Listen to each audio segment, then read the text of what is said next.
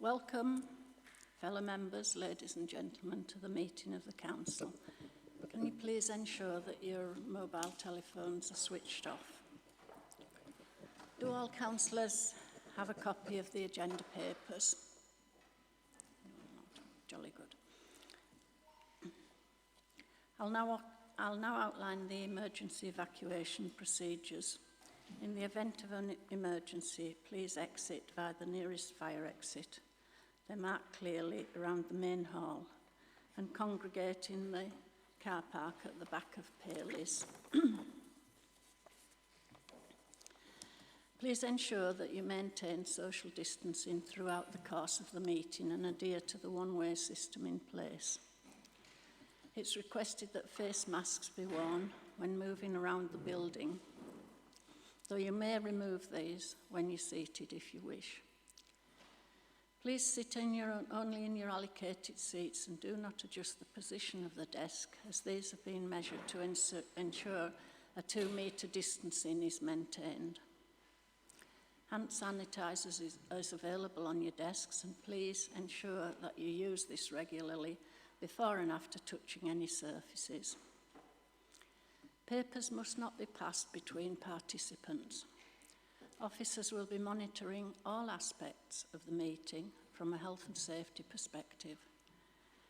If the instructions are not followed, or there are concerns for the safety of participants, I will be alerted and the meeting will be adjourned.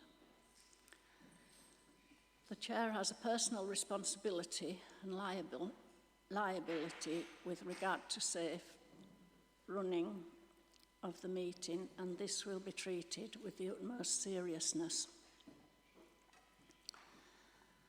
The meeting is being live streamed to enable public access. Due to the nature of the meeting, voting will take place via a roll call. The meeting is being live streamed to enable public access. Please ensure that your microphones are muted when you're not speaking to prevent any disruptions. Item agenda 2, apologies for absence. Are there any apologies for absence? Apologies from Councillor Garbutt-Moore. Thank you. Item agenda 3 is public question times, and there are no public questions this evening. Item agenda 4, minutes. On the agenda, item 4 on the agenda is to approve as a correct record the minutes of the ordinary meeting of Council held on 13th of July 2021. Is that thunder? Oh dear. Sorry. Bit scary. Sorry. So I'll start that again. Item agenda 4 on the agenda is to approve as a correct record the minutes of the ordinary meeting of Council held on the 13th of July 2021 and reconvened on the 22nd of July 2021. Pages 5 to 16 on your agenda. As Chair of Council, I move that the minutes of the ordinary meeting of Council held on the 13th of July 2021 and reconvened on the 22nd of July 2021 be approved and signed as a correct record. Is that seconded? Thank you. Unless a member has an amendment to change the minutes with the words to be included or deleted, which I can put to the vote, I will move to the vote on approving the minutes as drafted. Members, has anyone anything to say about those? No? If there's no objections to the minutes, can we pass these through general affirmation? Anyone against that? Okay, that's fine. Motion's then carried. Agenda item 5 is urgent business. And there's no urgent business this evening. Agenda item 6 is declarations of interest. And turning to the agenda, item 6, declarations of interest. Do any members have any interest to declare under the Members' Code of Conduct? And we'll take the county councillors as read. You don't need to declare an interest that you're a county councillor. Has anyone else any declarations of interest? No? Gosh.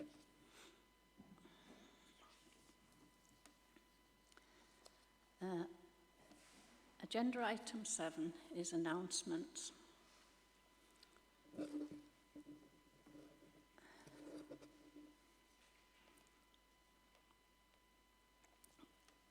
Councillor Clark has sadly passed away. Councillor Clark served as a member of Ryedale District Council from 2003 and was leader of the council's Liberal group. At the time of his passing, he was Chair of Policy and Resources Committee. He has also previously served as Chair of Overview and Scrutiny Committee. The Council offers its sincere condolences to Councillor Clark's family. Brian Maud, former member of Ryedale District Council and Honorary Alderman, has also sadly passed away. Brian served as a councillor for 24 years, between 1985 and 2019, and held the position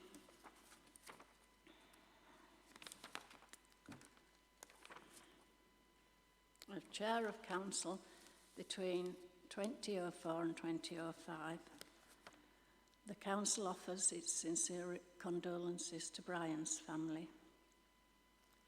And we'll now hold a minute's silence in the memory of Councillor Clark and Honorary Alderman Brian Maud, which I think we should stand for.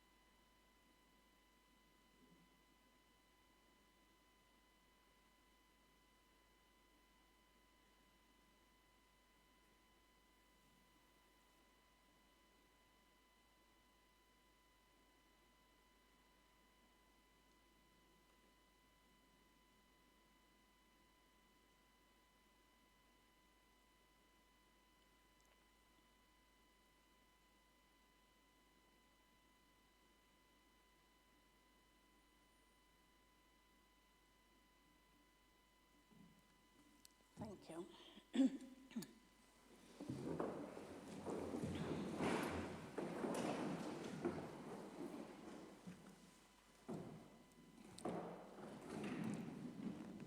Now, I think the leaders of each group have asked to say a few words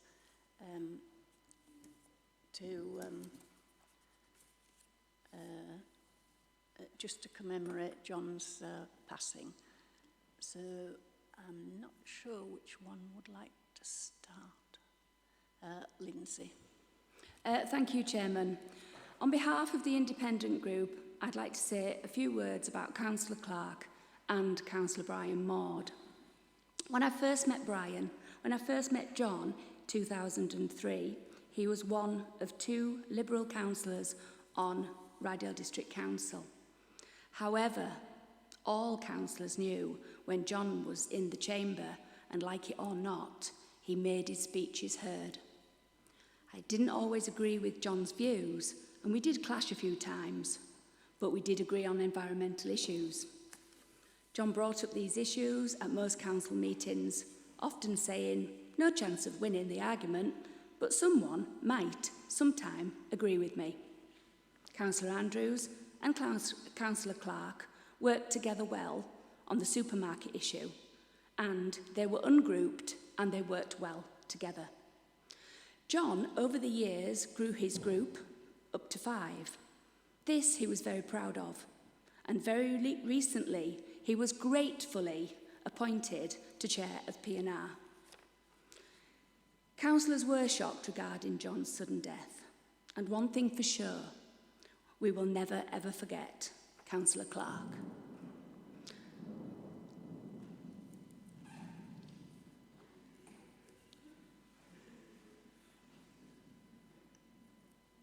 I would also like to take this opportunity to say a few words about Honorary Alderman Councillor Brian Maud.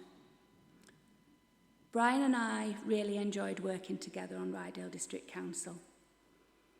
Enjoyed it when he was chair of council and I was vice chair. Brian was fair, compassionate and an understanding councillor. He always voted with integrity and made judgments which befitted the council. Brian will be sadly missed. Thank you, Chairman. Thank you, Councillor Bell. So who would like to go next? Councillor Keel? Thank you, Madam Chairman. On behalf of the Liberal Democrat and Independent Group, I would like to pay tribute to both John and Brian. I think it's fair to say that John was a one-off. It's an old cliche that they broke the mould when he was born, but it could actually have been written for John. I've never met anyone quite like John, and I don't expect I will meet another. There was just no compromise with John. He was awkward to the nth degree, he was dogged, and he was determined.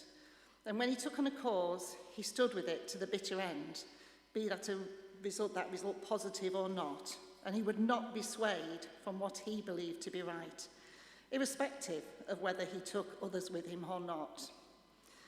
His investigative and scrutinising skills were second to none, often to the frustration of fellow councillors like me who prefer to be doing rather than just talking about doing. But when a topic needed careful scrutiny, John was the man to do it, a fact that actually everybody in this room should recognise. As a journalist, I actually think John would have made a great investigative journalist, although many editors would be very frustrated in the time he would have taken to serve the copy. We all in this chamber have crossed swords with John on occasions, in some cases on many occasions, but I think we should all agree that he was a dogged campaigner, a brilliant speaker, and possessed a brilliant mind. He was also an excellent and inclusive committee chair who made sure that everyone around the table got a chance to contribute to a debate. He will be missed in this chamber by many for his wry sense of humour, political sparring, and his ability to dissect a debate. And yes, he could be cussed, annoying, and deeply irritating, all of which I think he enjoyed immensely. But I think that many here tonight will agree that this chamber will be a poorer place without him. Thank you. And moving on to ex-councillor and Honorary Alderman Brian Maud. Brian was a quiet but hard-working councillor who put his community at the heart of everything he did. Born and bred in the Rillington area, he became a councillor to serve the people he represented, as he had done in many ways in his personal life from a very young age. I saw no ego where Brian was involved. As far as he was concerned, his job was to represent his community. I will always remember him as a kind and considerate gentleman in the true sense of the word, always willing to listen and offer advice to any newbies who joined the council.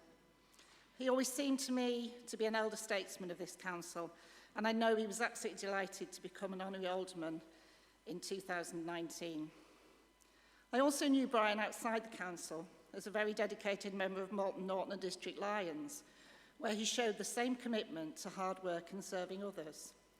Shortly before he passed away, he asked a fellow Lion if they would take on his annual Lions event, the Farndale Daffodil Run, where Lions take older residents for a run around the famous Daffodil Dale and then go for a pub supper, which he planned each and every year. I'm delighted to say that we do intend to continue this run, this very popular event in Brian's memory, and I think that's a fitting tribute to a really lovely man. Thank you. Thank you, Councillor Keel. Councillor Arnold, would you like to say something? Thank you, Chair. I can't say a lot about Brian because I didn't know him very well. But however, I felt he was a really honest, hard-working councillor, and he was good company to be with. John, everybody said an awful lot about John, so I will say a few little bits about what I know about. When I was chair of the council in 2011-12, one of the first items on the agenda, John wouldn't shut up. And he wouldn't sit down. And he'd done his 3 minutes, and I stood up, and I asked him to sit down 3 times, and he wouldn't sit down. So I asked the officers to escort him from the building, which they did.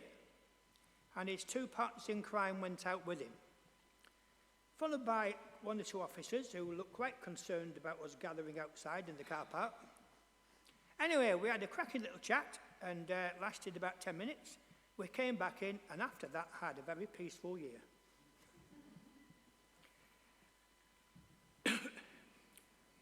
I have a lot of respect for John, as we did in Ryedale First Independence, even though we hardly ever agreed with him. When he was unable to drive, I brought him to and from council for quite a long time. And we had some very interesting conversations, quite often not about council, but with entirely different views. And it was a very sad day when John left us. Thank you, Chair. Thank you. Councillor Duncan. Thank you, Madam Chairman. On behalf of the Conservative Group, I'd like to pass on our condolences to the family of Brian Maud. I'd just like to say that in my experience of Brian, he was always extremely fair. He didn't say much at council meetings, but when he did speak, I think everybody listened, and it's when he had something to contribute to the workings of the council. I also remember he had an extremely good memory. He could remember extremely fine details of something that happened 20 or 30 years ago. He taught me a lot. I had some really good conversations with him. We worked together on a number of issues, and he will be greatly missed. I would also, on behalf of the Conservative Group, like to pass on our condolences to the family of Councillor Clark. There will never be another John Clark, I think it's fair to say. He truly was one of a kind, and I'm deeply saddened, was deeply saddened to hear of his passing. We were, I think it's fair to say again, politically poles apart. We clashed frequently in the council chamber. We wound each other up no end, but we had a strange sort of mutual respect despite our many differences. I really could not have asked for a better political opponent than Councillor Clark. Ryedale District Council and local politics generally will never be the same again without John. And I would like to say thank you to him for his humour, for his passion, for his challenge. And when I think about things now, I think maybe perhaps we weren't perhaps as dissimilar as it may well seem in the council chamber. And it was a pleasure working alongside him over the past 6 years. I learned a lot from him, and he will be greatly missed. So thank you, John, for your contribution. I'll just add to that now a little bit. John was a great advocate for Ryedale and for Cropton Ward. He loved a debate, and he would have argued black's white if it suited him on occasions, which we all know could be frustrating. But outside that, he was a kind and thoughtful and supportive colleague, and a good friend to many here. He'll be greatly missed as a huge part of this council, not least for his wicked sense of humour and his strong regard for Ryedale community. And I send my condolences to his family. I'm sure they'll be missing him greatly. And for Brian Maud, Brian was a stalwart of this council for 24 years and a very respected man and a great ward councillor where he will be very sadly missed. his community spirit will be very sadly missed. I know he did an awful lot for his community and the village of Rillington. He was a very respected man there, and I also send my condolences to Brian's family. And we just have Mike Potter to speak. Thank you, Mike. Yeah, thank you, Chair. I wonder if this is Clarkey having his last interruption of everybody at the same time. Anyway, as our replacement group leader, I think I'm going to have to start to train my hair to be a bit more flyaway and bouffant and start dressing and acting in a more eccentric manner. Anyway, so I'll start off with Brian Maud. And again, I didn't know Brian particularly well, but I have to say that he never failed to be such a pleasant and jovial man at all times. And we really should all be grateful for his long and dedicated service, and we certainly send our condolences to his family and friends. Now, on to John Clark. He wasn't somebody to be trifled with, particularly when defending the underdog or acting in the interests of ordinary people, also known as most of the electorate. You'll be aware that he would argue with anyone and everyone, never missing the tempting prospect of playing devil's advocate. The problem there was that he had 40 years of political experience and was extremely intelligent, hard-working, tenacious, and dedicated to his role. So you could pretty much guarantee that he had the relevant facts and information tucked away in his extraordinary elephant's memory, ready to trip up the complacent or insufficiently well-informed, or perhaps those employing too much spin, but invariably with a mischievous twinkle in his eye and a large dollop of ironic wit.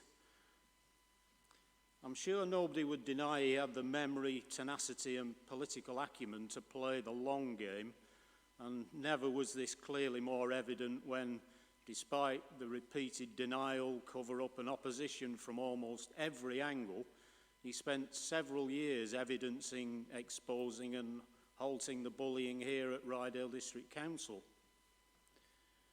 Now, the many councillors who over the years have failed to listen to his arguments or logic and automatically voted against the Liberal group would do well to look at those issues that he was so passionate and consistent about, many years before they became so urgent, prominent, damaging, even populist.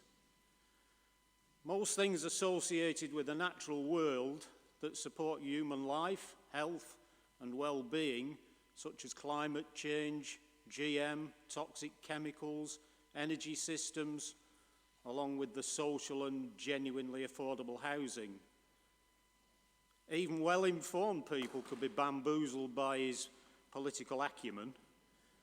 I recall when a large anti-fracking petition was handed in at a North Yorkshire area committee meeting, against all the odds and perceived wisdom, he stopped it being presented to the chief executive, where it would no doubt have been deposited through the round window. Instead, he somehow managed to get it referred into the heart of two influential NYCC committees, where he knew that members would actually be obliged to learn something about the subject for themselves. He then shrugged off the abuse from the scrum of anti-frackers present, who just didn't understand the future moves of a chess master. John was often awkward and irritating. Some of us will recall full council with the merry clanking of his coffee flask just as the parson launched into prayers. I even heard him grumbling all the way through the minute's silence. He was argumentative and divisive, but he was also a good, honest man, a good laugh, a good friend, a good teacher, and a great inspiration. And if anyone here doubts that, they probably need to listen, research, and analyse more often. Thank you. Thank you.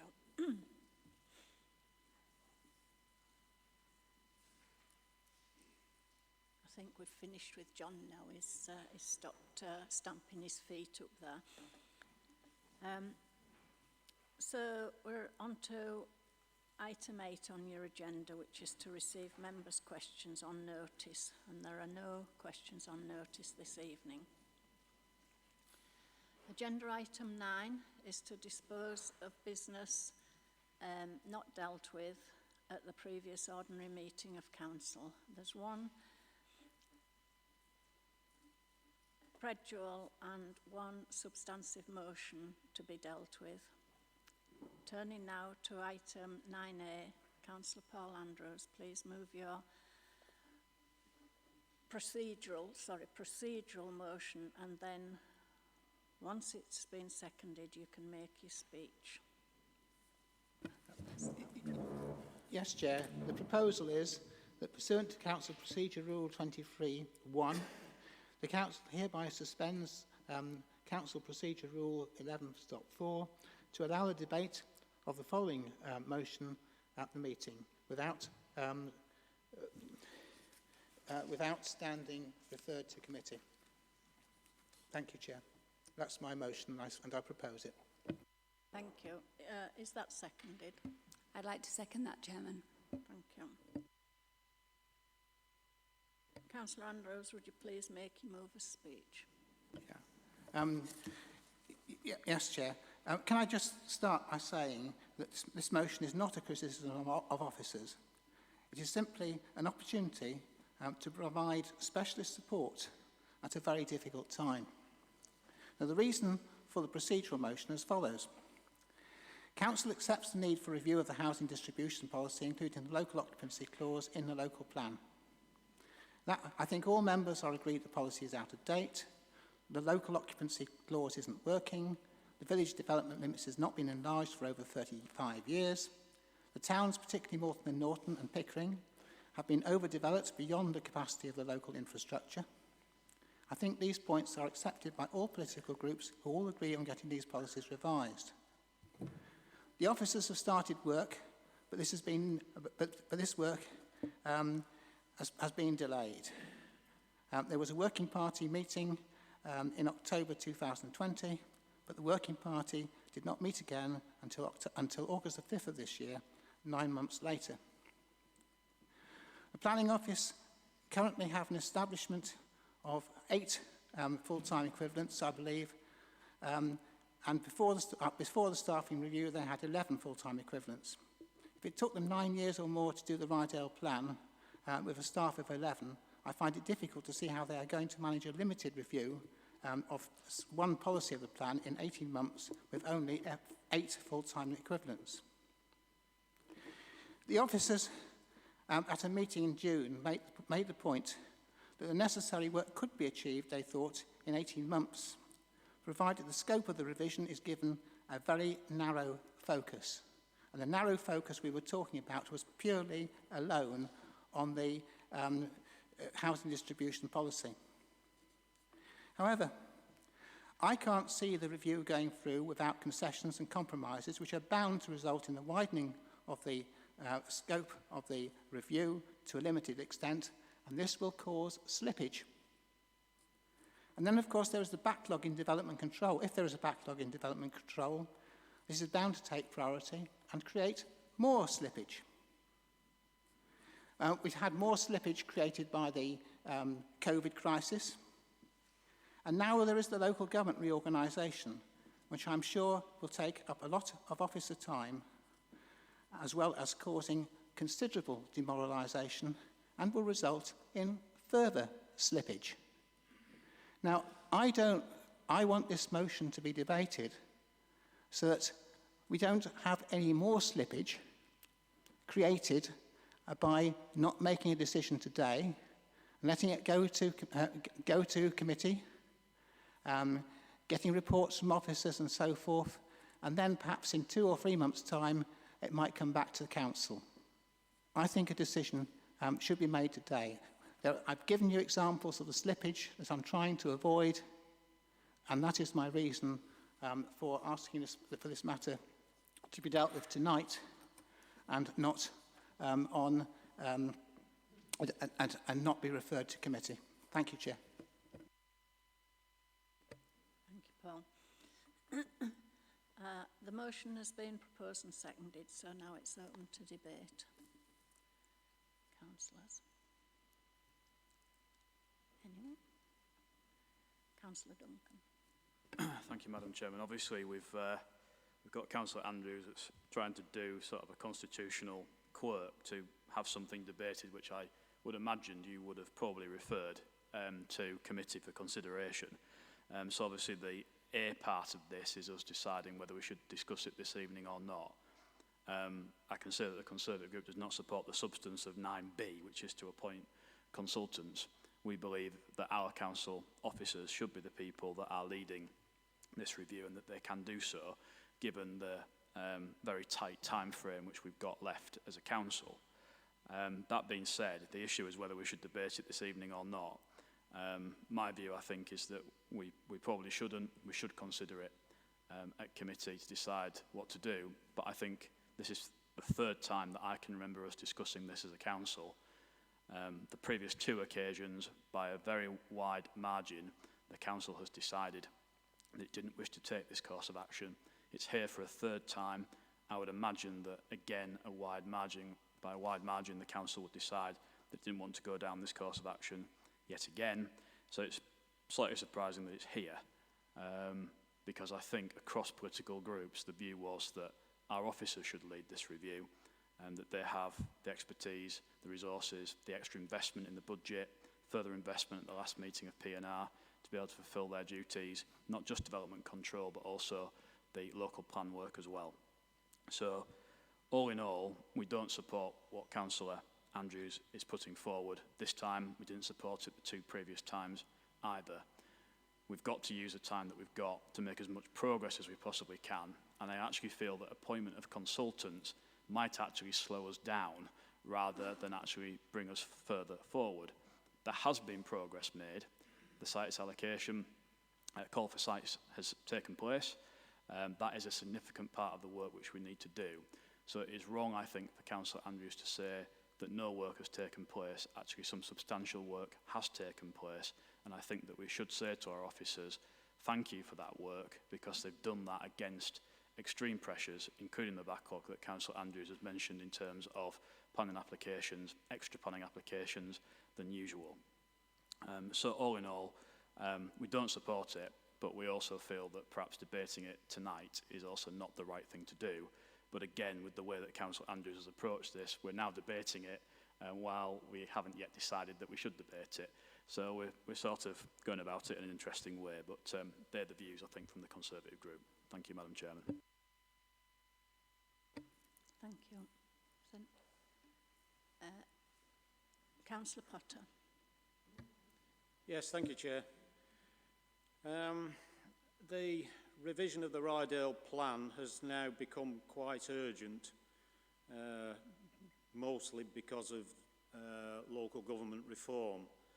So whatever I may think about this idea, I would rather that it was debated tonight rather than kicking the can further down the road and sending it via committees and back to council again. So I shall be supporting this particular proposal. Thank you. Councillor Burr. Thank you, Chairman. Bringing this motion to council tonight is certainly not a criticism of officers, and I would like to say thank you for all that our officers have been doing and under immense strain recently. They've really worked hard, but unfortunately things have changed. Things have changed significantly. We are not where we used to be, and there is a matter of urgency. The local plan outcome will be vitally important to all Ryedale residents. If for some reason we don't get our plan to the inspector, we do lose our input. Talking about it is ensuring that our views and our residents' views are respected and are in place for North Yorkshire County Council to run with. I'm passionate that we address the traffic problems in Moulton, Norton and Pickering, and the plan will address this. Passionate about infrastructure issues, and the plan will do this. passionate about environmental issues. The plan can be strengthened because at the moment our environmental issues in the plan are about non-existent. In discussions with North York County Council, it has been indicated that if we have a ready plan, it will be used. And if it's not ready, their views will be imposed. So there's no time like the present, grasping the nettle and getting on with it. Normally, we wouldn't ask for this to be done, but we haven't got much time. So I think that we need to seriously consider, are we happy about 50% of housing indefinitely being in our area? If you're happy to continue with the development using infrastructure that is not fit for purpose, and if you don't want to strengthen environmental issues, then we won't discuss it tonight. But please agree that we should be discussing it and we should be thinking about all these things. It's a very, very tight time scale. It's not meant to be political at all. It's just meant to be getting the best for our residents. And I just hope that we could all unite together and try and get our local plan once and for all sorted. Thank you. Thank you, Councillor Burke. Councillor Raper. Thank you, Chairman. Wasn't intended to speak as such to this particular issue tonight, but I attended a briefing held in this room with officers who briefed members, and there was only a handful of members turned up to that briefing, sadly. And we found out that a great deal of work has already been undertaken, that it was going in a direction that was favourable to the majority view in that meeting of members, and they need to get on with the job. And we going to, procrastinating, which is the only word I can come up with that fits, on this issue again, would only cause delay to their work, so far as I can see it, and as far as I'm concerned. I do not think charge at this particular time is sufficient. We need to get the officers to carry on what they're doing. They've gone a huge distance so far, really. I was amazed at how much progress they had actually made, quite frankly. But we need to let them get on and finish, because the question is going to be put to the general public at some point, and we need to get to that point as quickly as possible. And talking about it, debating it now, I suspect just might help to delay and halt and slow down what we're actually asking to be done, or what's being asked of us to do. I think this is going to go and put the brakes on ever so slightly. I don't think that's helpful. Officers know where they're going. We gave them steer, the 5 of us that were there. They appreciated the input that we gave them. They agreed mostly with everything that we actually said, which surprised me a little as well. They'd already thought about what all the issues that we brought forward, already been pre-thought out.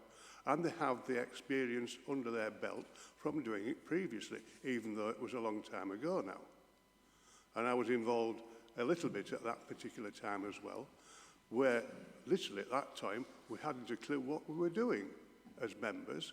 This time I know what's supposed to be doing and be done, and the officers know as well.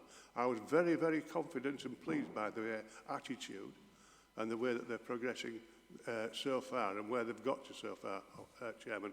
So I've got no problem with letting it go and move on further as officers are driving this. We can have the input when it's necessary. It's going to go for open debate as to what the finite and detailed need to be included at a later stage. We don't need to debate that now.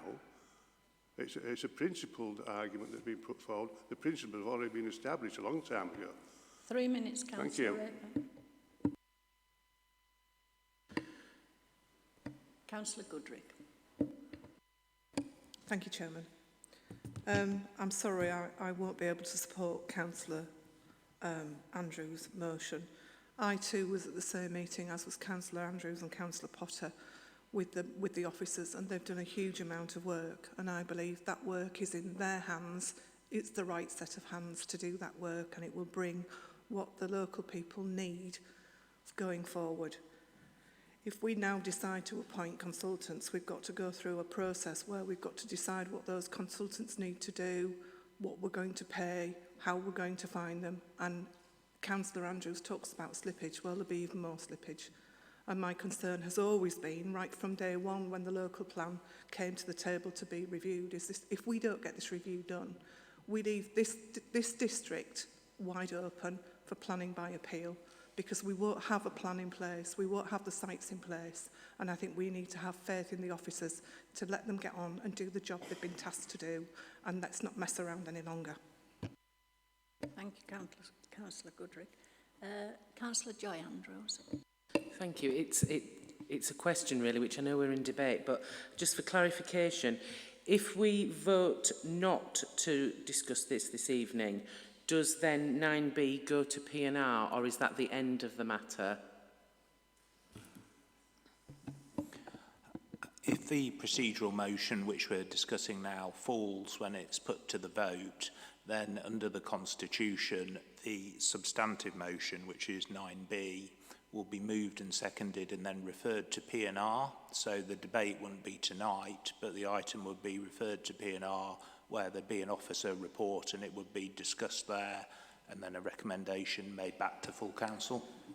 So just a supplementary question on that. So if we voted to discuss it this evening and it was voted down, that would be the end of the matter and it wouldn't go to P&R, it would stop here tonight? Through you, Chair, if motion 9B, the substantive motion, was debated tonight and that was lost when it was put to the vote, then the matter would rest there. It wouldn't be referred to Policy and Resources.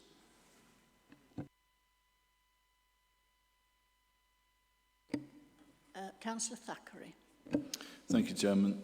Just a question, really. The members have alluded to the fact that the officers have the capacity to review the plan. Could perhaps the Chief Executive confirm that the officers have the capacity, indeed, to complete the review of the Ryedale plan within the 18-month period suggested? Please. Because it's okay for members to sit there saying that the officers have the capacity, but perhaps the officers could actually confirm that to us.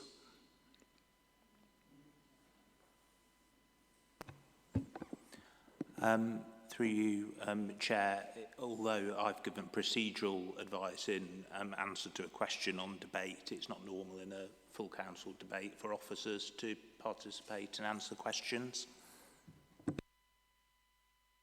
Did you want to come back, Councillor Thackeray? I don't see how we can sit and listen to Councillor Duncan telling us that the officers have the capacity if nobody can actually confirm the veracity of what he's saying.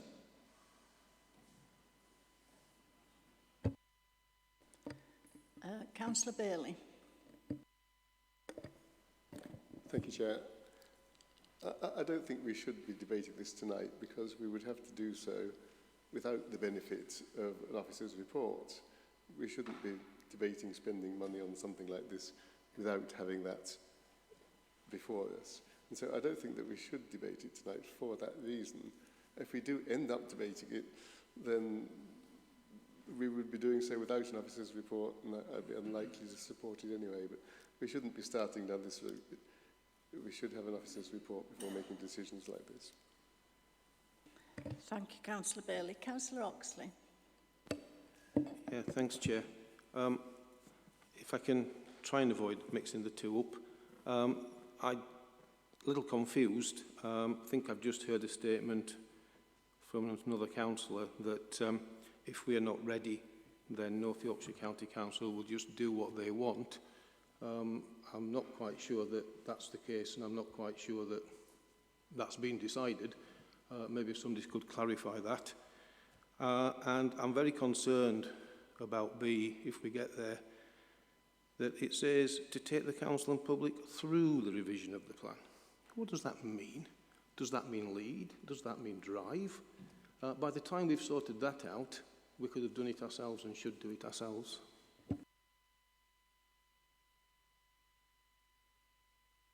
Councillor Thackeray has spoken already. I'll allow you to come back briefly. Yeah, thanks, Chairman. I'm waiting for an answer, actually, as to whether or not the officers are going to confirm that they have the capacity to review the Ryedale plan within the 18-month period that Councillor Duncan is suggesting they can. Otherwise, we're debating and discussing issues and putting out facts, so-called facts, that have got no basis in reality. So please, can somebody, an officer, confirm if that is the case? We're not in question time now, we're in debate, Councillor Thackeray. No, I'm sorry, you can't play the game like that. It's, you either are talking about facts or we're just listening to drivel. Can you answer, please? Yes, Chair. The normal part of the Council's governance process where officers would present information and take questions from members is at the committee stage. So if members have got questions they want to put to officers and require more information, then the way to do that would be for this item to be referred to Policy and Resources and an officer report prepared. Councillor Cleary. Thank you, Madam Chairman. Councillor Thackeray is quite right. There are far too many facts we don't know about. It should be referred.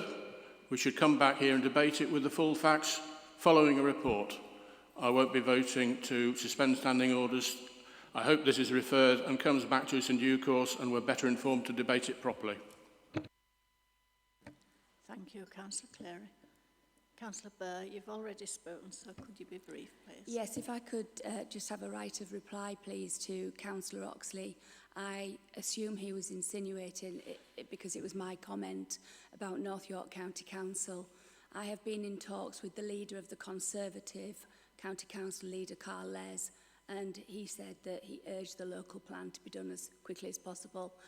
If you would care to confirm that, that's absolutely fine. Thank you. Thank you.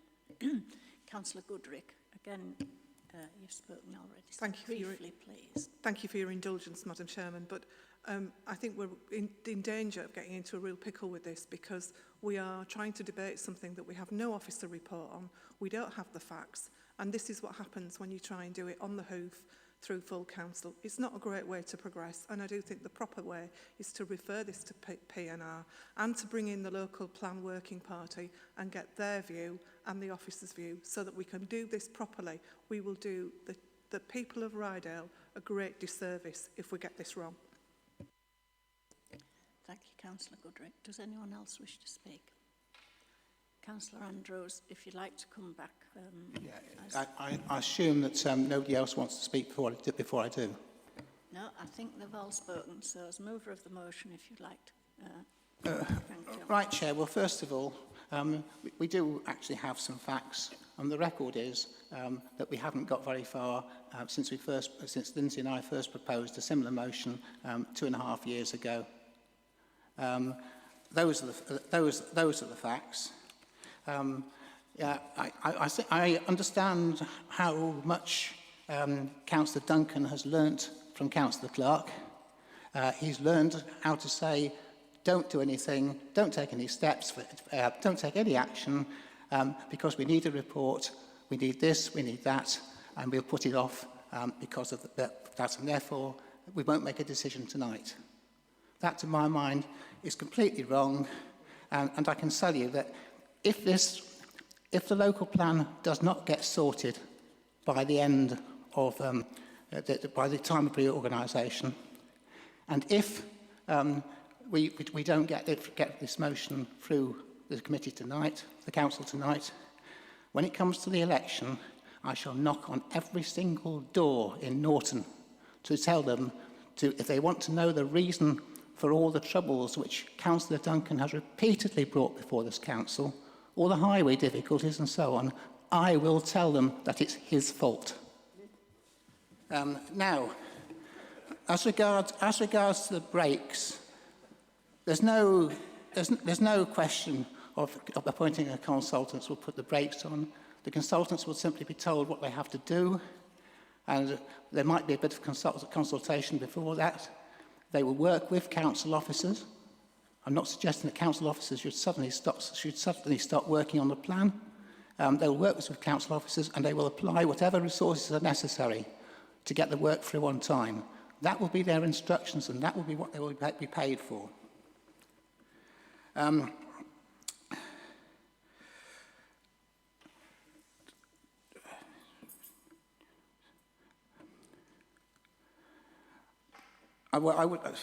Finally, I would say, Chair, this is our last chance.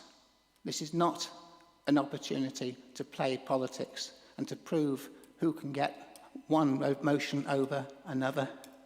What we're talking about is the welfare and the future of this district when it finally, if it finally disappears, as it is likely to do within the next 18 months. So for those reasons, please, Chair, can we have a debate tonight on the main substantive issue? Thank you, Chair. Thank you, Councillor Andrews. So now we'll move to the vote. Councillor Joy Andrews. Against. Councillor Paul Andrews. For. Councillor Steve Arnold.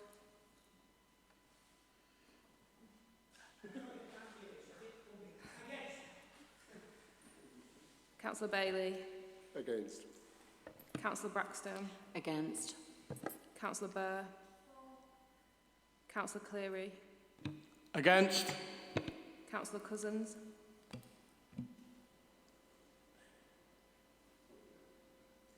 Councillor Cousins. Councillor Cousins. Councillor Delaney.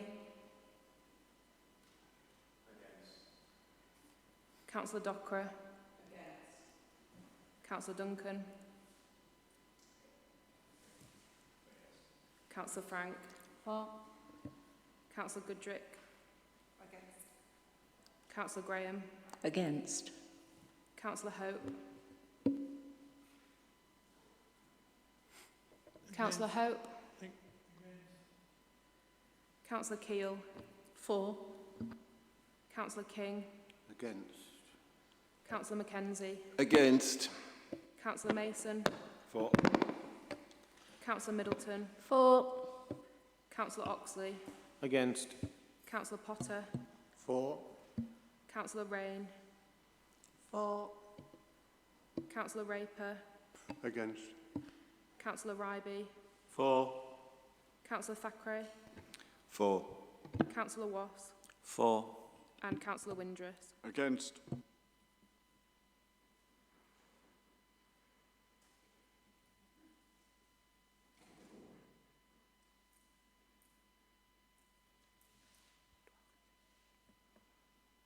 Chair, that's 12 votes for and 16 against. So that motion is lost.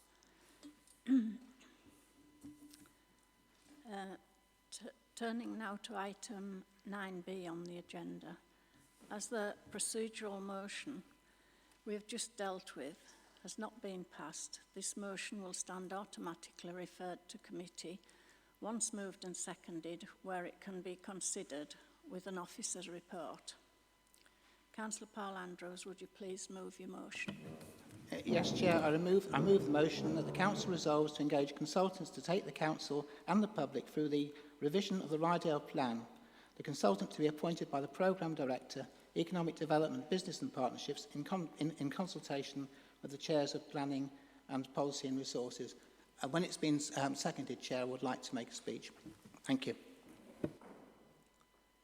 I'd like to second that. Thank you. Thank you, Councillor Burr. Is your speech short, Paul? Because actually this is automatically now referred to P&R, so we don't really want to have a long speech tonight. It is usual, Chair, to allow the proposer of the motion in these circumstances the opportunity to speak to the motion. And I don't propose to say very much because I've said most of it already. But what I would say is that there are other reasons for referring this matter to a consultant. One point concerns highways. County highways have consistently favoured new development in the towns, to the detriment of the towns, and the result is that everybody knows, and as Councillor Duncan repeatedly reminds us, there is congestion which is actually insufferable and proves that the whole of the housing distribution policy of the district was of the present plan is a complete nightmare. It follows that Ryedale should have its own independent highways advice when it comes to revising the local plan. If a consultant is engaged to do the review, the consultants would be able to use their own highways consultancy expertise. As regards the cost, no member is in a position to investigate this, but I would assume something in the region of 100 to 150,000, and I understand that there are sufficient funds in reserves which could be used to cover this. It is a matter of extreme regret that this matter is not being referred it's not being decided tonight. This is the Council's last chance to produce a policy which is fair to the whole district. We cannot afford to risk any delay. This matter has gone on for far too long, and however much work the officers have put into this, it hasn't been sufficient to drive this matter forward as fast as it should have been. And, it's not, and I understand I'm not blaming the officers, it is not their fault. They have had pressures of their own which they have had to deal with and which they will continue to have to deal with.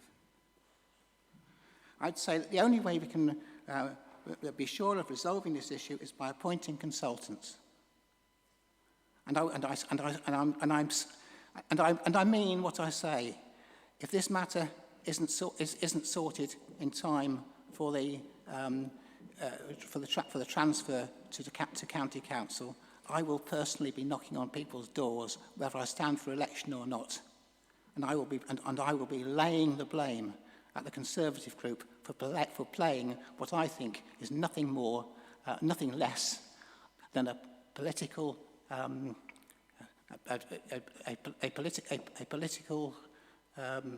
argument. I think it's absolutely disgraceful. Thank you, Chair. Thank you, Councillor Andrews. So, item 10 on the agenda, we're up to item 10, is to appoint a chair of the Policy and Resources Committee for the remainder of the municipal year. Are there any nominations for the position of chair of the Policy and Resources Committee? Councillor Burr. Could I recommend Councillor Dykeel? Is that seconded? Thank you. I'll second. Thank you. Are there any other nominations for this position?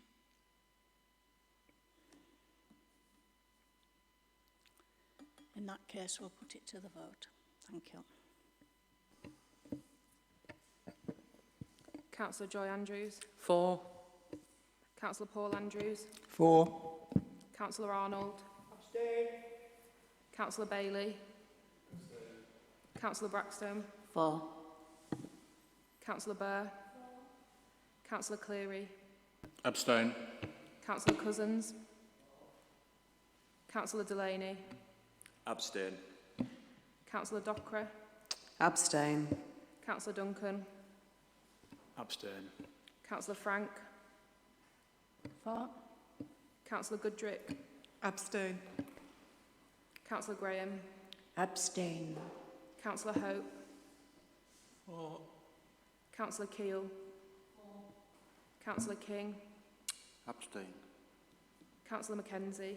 Abstain. Councillor Mason. 4. Councillor Middleton. 4. Councillor Oxley. Abstain. Councillor Potter. 4. Councillor Rain. 4.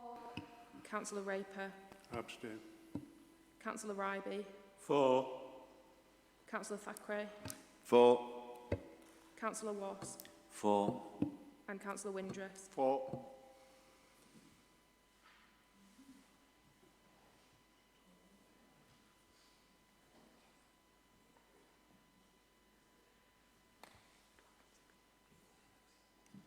Chair, that's 16 votes for and 12 abstentions.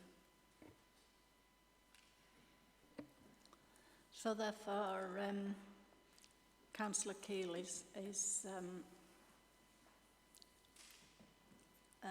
Councillor Keel, you are the Chair of Policy and Resources. Where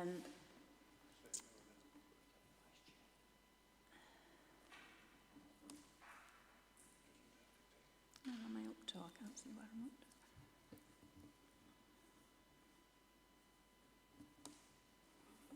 So, it's now necessary for Council to appoint a Vice Chair of Policy and Resources Committee.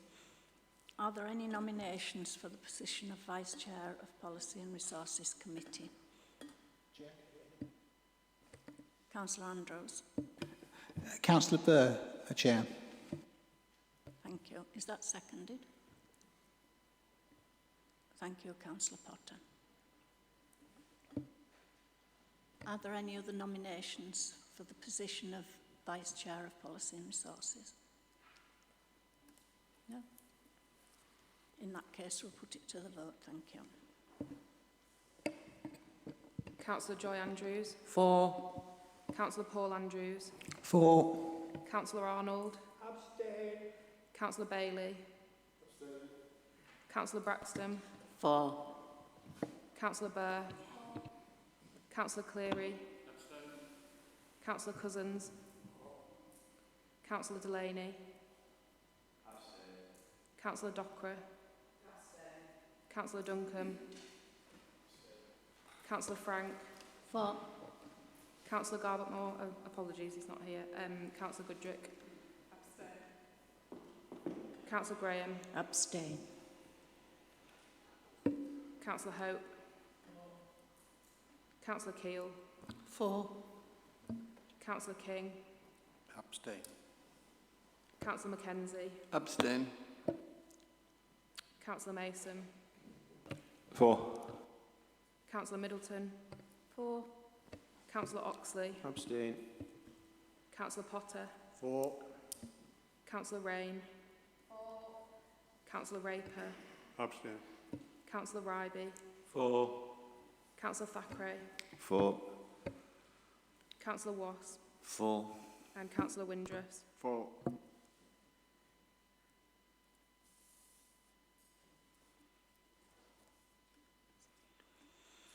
Chair, that's 16 votes for and 12 abstentions. Thank you.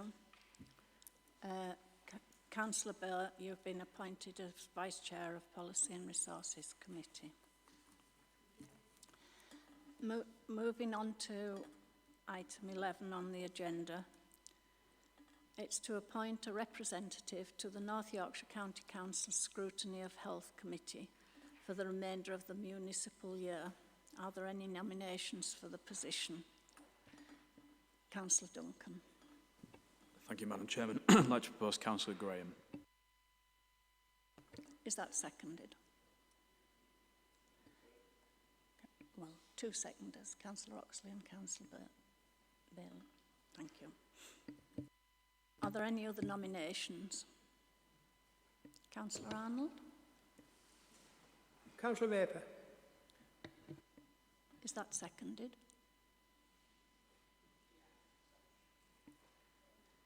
Thank you.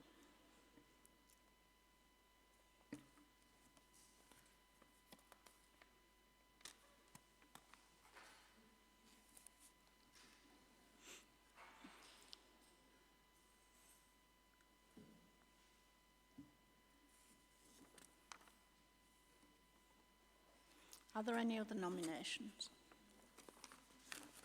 No?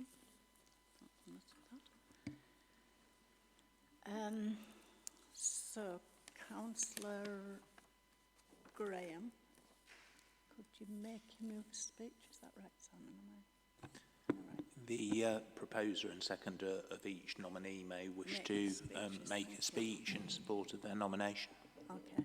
Councillor Duncan, would you like to do that? I will say very much, Madam Chairman, other than I feel that Councillor Graham would be an excellent representative of this council on the Scrutiny of Health Committee. I think that she would serve on there and make a great contribution. I have no hesitation in supporting her, and I hope that the council can support her too.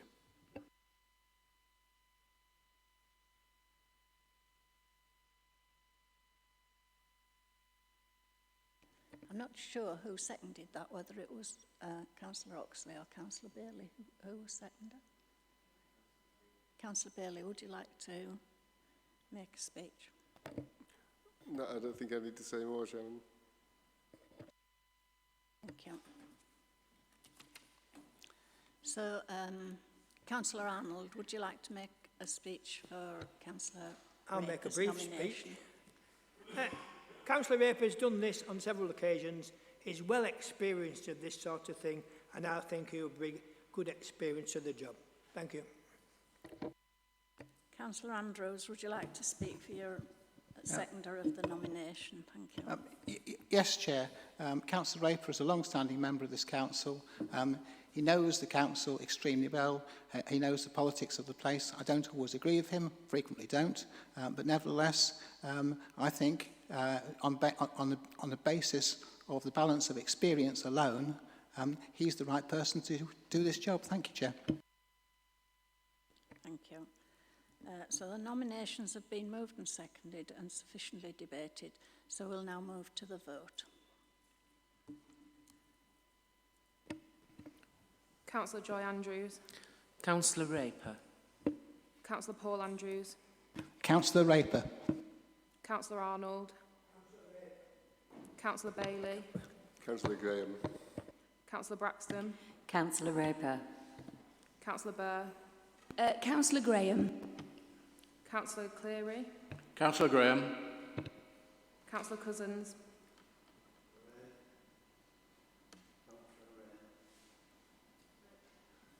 Sorry, was that a vote for Councillor Raper? That for Councillor Raper, is that Councillor Cousins? Oh. Yeah? Yes. Councillor Delaney. Councillor Dockra. Councillor Duncan. Councillor Frank. Councillor Graham. Councillor Goodrick. Councillor Graham. Councillor Graham. Councillor Hope. Councillor Keel. Councillor Graham. Councillor King. Councillor Graham. Councillor Mackenzie. Councillor Graham. Councillor Mason. Councillor Raper. Councillor Middleton. Councillor Raper. Councillor Oxley. Councillor Graham. Councillor Potter. John Raper. Councillor Rain. Councillor Graham. Councillor Raper. Myself. Councillor Ryedale. Councillor Graham. Councillor Thackeray. Councillor Graham. Councillor Wass. Councillor Graham. And Councillor Windress. Councillor Raper.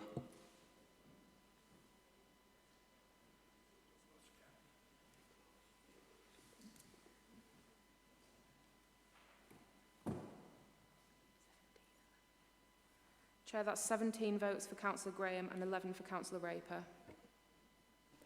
Thank you. Councillor Graham has been appointed as representative to the North Yorkshire County Council Scrutiny of Health Board.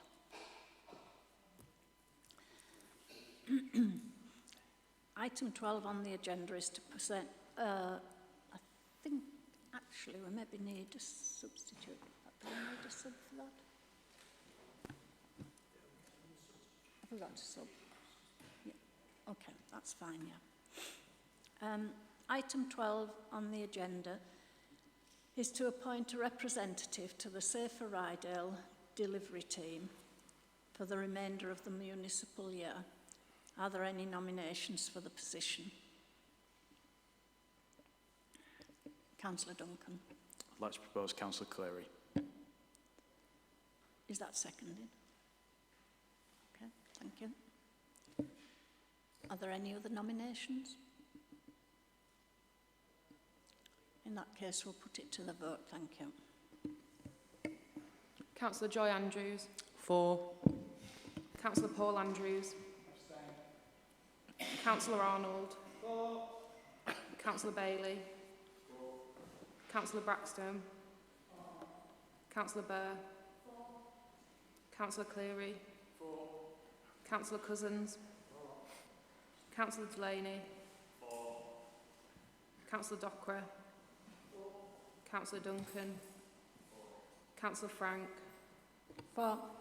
Councillor Goodrick. For. Councillor Graham. For. Councillor Hope. For. Councillor Keele. For. Councillor King. For. Councillor Mackenzie. For. Councillor Mason. For. Councillor Middleton. For. Councillor Oxley. For. Councillor Potter. For. Councillor Rain.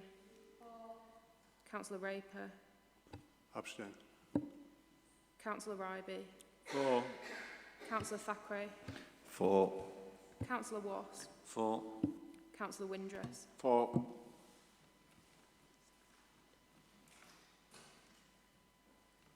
Chair, that's 26 votes for and 2 abstentions.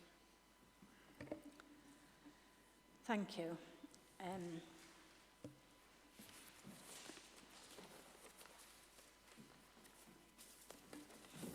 Got on the page again. So, Councillor Cleary, you've been appointed as the representative to the Safer Ryedale delivery team. Thank you, Madam Chairman. Thank you. So, agenda item 13. 13A, Revenue and Capital Budget Monitoring. Q1 2021 and 2022 members will note that the report has been updated since its presentation at Policy and Resources Committee on the 29th of July 2021.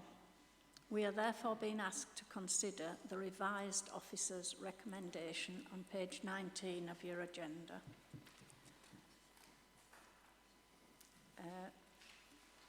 Councillor Keele, could you briefly introduce this recommendation? Yes, thank you, Madam Chairman. You've beat me to it because that was all I was going to say to introduce it. The recommendations have had to be updated since the July Policy and Resources Committee, because at that time we didn't have a decision on local government reorganisation, which we do now. So the recommendations are now on page 19, and those are the ones that I would like to move. Thank you. Thank you. Are there any questions for Councillor Keele? Councillor Duncan. Thank you, Madam Chairman. I'm just looking at the figures within the document which have been asked to note, and obviously there is still, this council still has many millions of pounds in the bank that it looks unlikely that we're going to be able to spend within the next potentially 8 months before our ability to spend is frozen. Given this, does Councillor Keele still believe that her decision and the decision of the majority of the council, her group and others, to support an increase in council tax was the right thing to do, or does she now actually feel that in retrospect it was the wrong thing to do for the people of Ryedale? Madam Chairman, before I answer that, I think probably I've moved the minute and I think it should be seconded. Thank you, Councillor. Sorry, I stand corrected. Thank you. It's okay, thank you. Just make sure we do it right. Thank you for that question, Councillor Duncan. No, I don't. I don't agree with you that we will not be in a position to spend a significant amount of our reserves before the end of the tenure of this council. As we all know, there are projects underway. There are projects that will deliver for the residents of Ryedale within the plan that you have in front of you, that Anton has so clearly explained. And I feel that that is, you know, that is what we are going to do, and that is what we should all be aiming for as a council in the next 18 months or so. Thank you. Have you a supplementary question? So, just to confirm, Councillor Kill, you do believe that your vote to increase council tax was the right decision? I don't think I need to revisit that, that discussion, Councillor Duncan. Thank you. Are there any other questions? Councillor Potter. Thank you, Chair. Yeah, this may be a little unfair of putting Councillor Keel on the spot, but at the bottom of page 21, 5.6, where it says £785,000 is the estimated annual gross costs to be funded this year in terms of COVID, and the only additional funding provided by government to date is 67,000, which is massively short of what it's actually cost us. I'm working on the assumption that our finances are relatively sound, unlike the majority of other councils who will seriously struggle to find these sort of amounts of money. Does Councillor Keel know what promises or claims were made by government regarding these COVID costs in the absence of Anton being available to answer things like that? Thank you. I have to say, Councillor Potter, I don't know the answer to that question, which is probably no surprise. It would have been helpful maybe to have had it in advance, but that was difficult, obviously, because I didn't know I was going to be in this position. I think Anton is with us and may be able to respond to that question. Anton, are you there to respond to that one? Hello, yes I am. Can you hear me? Yes, we can hear you. Thank you.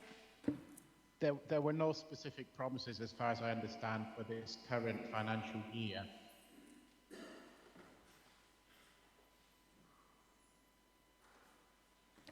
Do you want a supplementary question to that, Councillor Potter? Yes, thank you. While Anton's there, just a couple of specifics. It says just above that, online meetings budgeted 25,000 and latest estimate 20,000. I'm just interested to know, is that the actual costs of what Microsoft charges for Teams? And then again on page 22 in the sort of list of figures, it says affordable housing is around about 2.5 million. Is there a breakdown? Is that social housing, market housing? Because I'm not too sure exactly how that sort of money's been put in. Yes, on the first point about concerning the online meetings, that's not just Microsoft Teams, that's the whole kind of cost of broadcasting, for example, hire of facilities, hire the Milton rooms, etc. So there's a number of things that make up that cost. On the capital programme, on the affordable housing, I don't have the breakdown to hand, but I'm sure we can get that to you. Lovely. Thank you very much, Anton. Are there any more questions? No? Councillor Keel, please move the recommendation, and once it's seconded, you may make your speech. Thank you, Madam Chairman. Yeah, I move the recommendation on page 19, and I believe that's already been seconded by Councillor Andrews. Yeah. Can I just say I'd like to thank Anton for what I believe is a comprehensive report in what has been very difficult circumstances. We've had so many unknowns around both the continuing issues around COVID, which may also be continuing going forward. As we all know, there are high figures of infections in Ryedale, but also about the issues around local government reorganisation, and we do not know what that is going to cost this council at this stage. However, I think it's worth noting that although there have been as recorded in the report, some overspends. There have also been some positives in the last quarter, such as the increase in income from recycling. So I think it is worth members noting that. I move the recommendation and hope members will support it. Thank you. Thank you. Does anyone wish to speak in favour or against the motion or propose an amendment? Councillor Duncan. Thank you, Madam Chairman. Obviously, we will note the report that's here, but I think it's important to reference what are we actually noting. And I think if we look at 5.13, impact on reserves, you will see that in March of this year, this council had in the bank total reserves of £16.6 million. It's forecast to have by March of next year £5.811 million. Councillor Keir is confident that we're going to spend every single penny of the £16.625 million that are in the bank. Obviously, the balance sheet that's before us in terms of impact of reserves from our finance officer is that we will not do that. In fact, we'll fall short of spending that money by £5.8 million. That means that we're handing £5.8 million to our successor authority. Our assets become their assets. And it is for the democratically elected authority to decide how to spend that. However, if we had taken the decision to freeze council tax when we set the budget in this year, we'll be handing to the new authority £100,000, circa, roughly, £100,000 less than what we'll be handing over now in March of 2022. So I think it's very clear, I'll say this again, that the decision, the Liberal Democrats, the Liberal Group, Independent Group, to increase council tax at the budget setting this year was a misguided decision to have taken. It should not have been taken at that time. And all it is meaning is that we're handing over more money to the successor authority when we had plenty of money in the bank to achieve everything which we planned to achieve and more in terms of our capital projects and in terms of COVID expenditure, supporting a community at a very difficult time. We're talking about, yes, perhaps arguably a fractional amount, but all that is doing is added more money to the bank, and the proposals look as if there is slippage even in the spending which we've already identified, and I'm not confident, or as confident as Councillor Keir is, that by the time Ryedale District Council ceases to exist, that all £16.625 million in the bank is going to have been spent. I stick by, and the Conservative group sticks by, its decision, which was to give people a helping hand earlier this year by freezing the council tax. Councillor Barr. Yes, thank you, Chairman. We are in a very, very fortunate position, and this is not our money, it is our residents' money. And I think cross-party we should do all that we can to spend our money on our residents, and we should not be giving any money away to another authority. I think that we need to work hard together. I think we need to look after every ward, and we need to make sure that everybody shares the benefit of the lump sum of money that we have. Now, I think that a lot has been mentioned about council tax, and I think that moving forward we should freeze council tax because there's no need to put council tax up. But I would just like to remind members that obviously I sit on North York County Council, and the day before we had a meeting here, we had a meeting to raise council tax, and myself and Councillor Duncan both voted to raise council tax. So I do find it quite awkward when this subject keeps coming up and up and up about one day I can raise council tax, but the next day I'm adamantly against it. I think that we should move forward. I think that we should not raise council tax next year, and I think we should do all we can to work together and to spend that money on our residents. Thank you, Chairman. Thank you, Councillor Barr. Councillor Keil. Could I just respond to the comments that have been made as well? Yeah, I am optimistic, and I would echo very much what Councillor Burr has said, that it is the responsibility of every member of this council to work together, to collaborate, to cooperate, to make sure that we are delivering the projects that we have discussed at length and that are on our books and that have money allocated to them within the budget.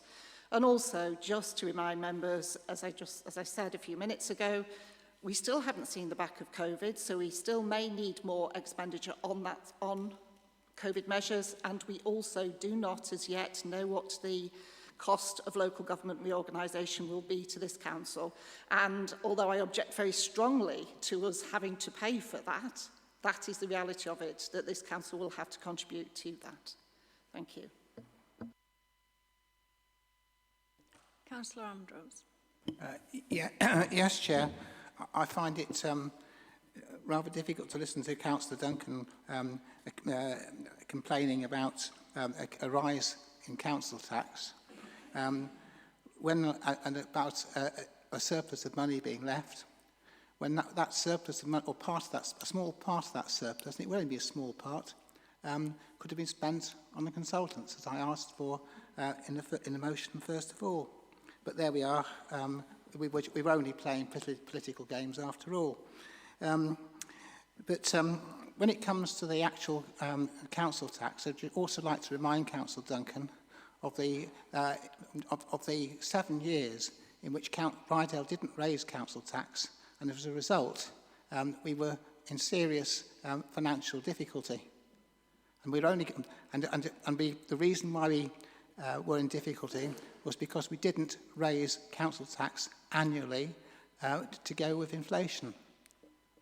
And as far as the local government reorganisation is concerned, one has to act on the information that one knows and not on the rumours that came from central government. And there was never a clear indication that there would be a reorganisation, and until such time as there was a clear indication, this council had a duty to continue with its business in its usual way, and that meant increasing council tax with inflation, not above inflation, but with inflation. Thank you, Chair. Thank you. Councillor Potter. Thank you, Chair. Well, you might not believe this, but I'm actually old enough to remember the big local government reform. I think it was 1972. And I seem to recall councils all over the country emptying the coffers on all sorts of vanity projects and ridiculous things. I remember in Manchester they had a whole series of billboards saying we maintain something like God knows how many thousands of roads every year. Nobody actually wrote badly at the bottom, but they should have done. But what was the point in that? Now, the money that we have in our coffers doesn't belong to us in this room. It belongs to the electorate of Ryedale. It's their money. Whether we like it or not, following local government reform that seems to be about to be imposed on us along with all the conditions of it, the people of Ryedale will be a part of that new authority. Now, are we saying that suddenly this new council, let's call it North Yorkshire Council or whatever, are going to say, well, we're not going to spend that on Ryedale? I think not. I would like to think that it's all going to be fairly equally divided out among all the former boroughs and districts based on the need for whatever it is. So it's not as if it's going somewhere else instead. And the matter of freezing council tax, as far as I'm aware, the amount of money coming from central government has been cut and cut and cut for at least the last 10 years to councils. So if we therefore freeze the council tax, I don't see inflation stopping. Where does the money come from for the difference? It doesn't. It comes in cuts to services. So what's the conversation all about? We have to have the money to provide the services. And we will be, in Ryedale, part of a new authority. And that's the end of the matter. Thank you. Councillor Goodrick. Thank you, Chairman. I got to declare an interest because I'm a North Yorkshire County Councillor as well, as is Councillor Burr. But let's be clear about this. You know, the fact is we are going to be merged into a unitary authority. That unitary authority will still be required to provide the services that this authority provides to its residents, and it still has to be paid for. And I cannot see the problem in transferring whatever cash there is left across to the new authority to contribute to the provision of those services. It's the services that the people have paid for, and they have a right to have them delivered, and they need to be paid for with the money that we have. Thank you, Chairman. Thank you. Councillor Cleary. Thank you, Madam Chairman. I don't know how many members of the public, our residents, will be listening to this. If they are listening to this, they won't be pleased to hear that just because there will be a new authority in 18 months to 2 years' time, we decide that we're going to empty our coffers. It doesn't really sound very responsible to me to do it in that respect. As Councillor Potter quite rightly says, and Councillor Burr says, this is their money. It must be spent properly by whomever it is spent, whether it's us or whether it's the future authority. If we do spend it, it must be planned and it must be necessary, not simply to, and I quote, empty the coffers. Councillor Oxley. Yeah, thanks, Chair. I'd just like to agree with what Councillor Cleary has just said, really, but also to say I'm a little surprised at what seems to be Councillor Paul Andrews' defeatist attitude. Nobody has decided tonight that there won't be any money to pay for consultants. We've just decided to do it a different way.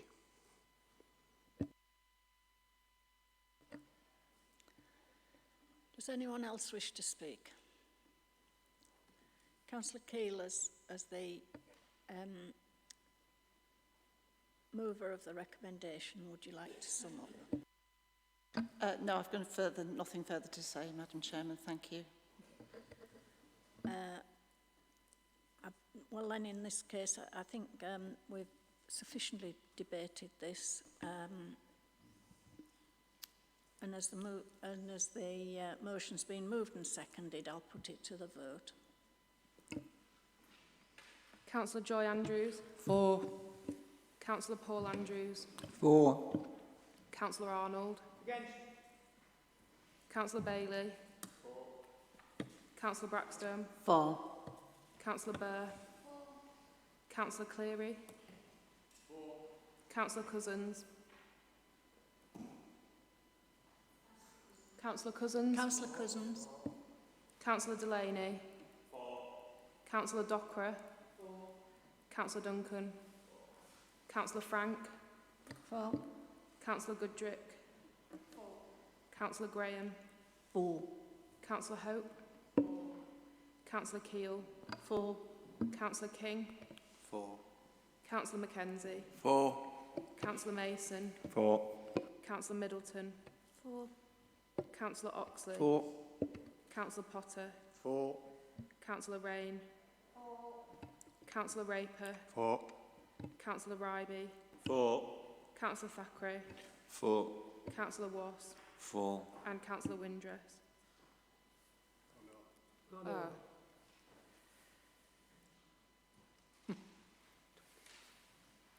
Chair, that's 26 votes for and 1 against.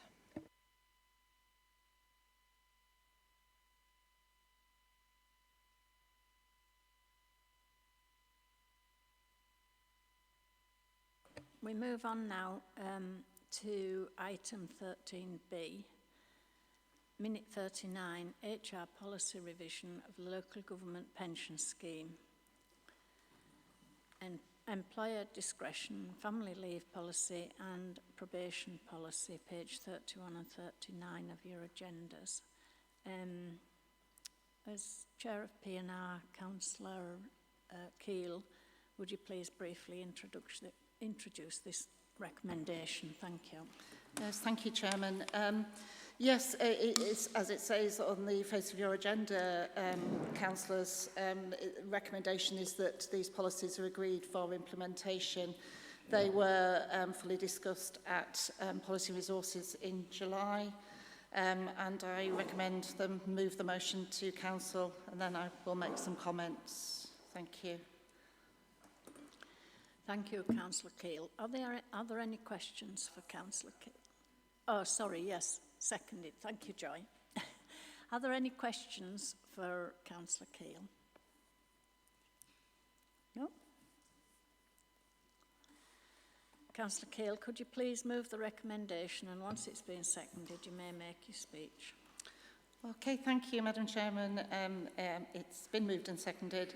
I'd like to, as very new chair of Policy Resources, thank our HR team for the excellent work that they've done on comprehensively updating two of these policies that were existing and hadn't been updated for some time, and also for the creation of the new probation policy. There's a very useful explanation, which I trust members have read, of all the updates on pages 37 and 38 of your agenda. And that details the actual updates that have been made, and also explains why the Council has introduced a probation policy. The updates are definitely very necessary to bring us into line with modern day practice on HR. They include new items such as shared parental leave, adoption leave and parental bereavement leave, which bring us up in line with other authorities and are essential requirements for any modern day organisation. And in the case of the probation policy, this is a new policy which is aimed very much at ensuring a consistency of practice right across the organisation. The policies went through P&R unanimously, so I recommend them to members now, and I hope that you will agree with that decision and support this proposal, this recommendation. Thank you. Thank you, Councillor Keel. Does anyone wish to speak? Chairman. I thought Joy had already. Okay, everyone's keen to second tonight. Does anyone wish to speak in favour or against the motion or propose an amendment? Oh. In which case, I think we can go straight to the vote. Thank you. Councillor Joy Andrews. For. Councillor Paul Andrews. For. Councillor Arnold. For. Councillor Bailey. Councillor Braxton. Councillor Burr. Councillor Cleary. For. Councillor Cousins. Councillor Delaney. Councillor Dockra. Councillor Duncan. Councillor Frank. For. Councillor Goodrick. Councillor Graham. For. Councillor Hope. Councillor Keel. For. Councillor King. For. Councillor Mackenzie. For. Councillor Mason. For. Councillor Middleton. For. Councillor Oxley. For. Councillor Potter. For. Councillor Rain. Councillor Raper. For. Councillor Ryedale. For. Councillor Thackeray. For. Councillor Wass. For. Chair, that's unanimous. So that's passed. That is unanimous, so that's been passed. So we move on then to item agenda 14, which is notices on motion, and we have no further motions to consider. And item agenda 15 is any other business the chair decides is urgent, and I have no urgent business. So that concludes the business for this evening, and I declare the meeting closed. Thank you all for coming, and safe journey home. Thank you.